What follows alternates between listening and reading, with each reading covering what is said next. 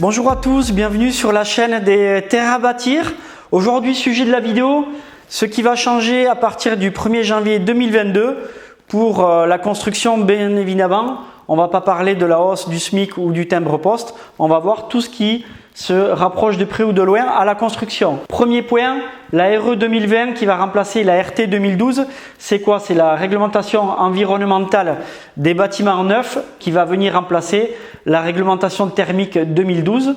Donc, qui a pour but de lutter contre le réchauffement climatique en passant par des matériaux biosourcés, donc qui consomment beaucoup moins d'énergie, qui soit plus indépendant au niveau thermique et environnemental et qui soit également bien plus confortable en été lors de canicules. Donc c'est cette première chose qui passe à partir du 1er janvier 2020. Tous les permis de construire déposés à partir du 1er janvier 2022 devront se conformer à cette nouvelle réglementation. Ensuite, autre chose qui va changer, c'est le taux d'endettement maximum de 35% pour les ménages, assurance comprise, qui est recommandé par le HCSF, le Haut Conseil à la stabilité financière.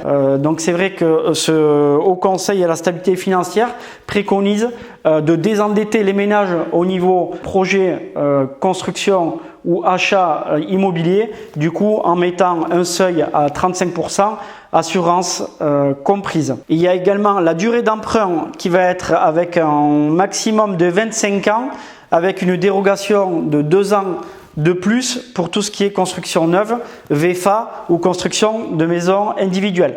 Voilà, donc c'est vrai que les prêts sur 30 ans, etc., c'est des choses qu'on ne verra plus, même si les banques ont droit à une petite dérogation pour certains contrats. Ensuite, la SVE, c'est quoi? C'est la saisine par voie électronique. Qu'est-ce que c'est? En fait, c'est tout simplement la dématérialisation des autorisations d'urbanisme qu'on va pouvoir déposer par voie électronique en mairie. On va pouvoir déposer donc les permis de construire, les déclarations préalables, que ce soit de division ou de travaux, etc., les permis d'aménager, les permis de démolir. Donc plus besoin d'imprimer en 4 exemplaires, etc., pour les demandes de permis et en 2 exemplaires pour les certificats d'urbanisme. Là, vous aurez du coup un seul exemplaire à verser sur la plateforme et vous aurez du coup un accusé de réception électronique pour simplifier toute cette démarche de permis de construire. Ensuite, autre chose, il va y avoir donc une hausse de la taxe d'aménagement. En fait, c'est quoi? C'est une hausse de la valeur forfaitaire qui passe de 767 € du mètre carré à 820 € du mètre carré pour la province, soit une hausse de 7%. Et pour tout ce qui est Paris et Île-de-France, on passe de 870 € à 929 € du mètre carré. Allez voir ici en haut, je vous ai laissé la vidéo comment calculer votre taxe d'aménagement. Suivez en détail cette vidéo, je vous mets tous les détails point par point, à savoir que ce n'est pas une hausse forcément des mètres carrés de la construction, c'est de la valeur de référence. Il y a une surface taxable à calculer, etc.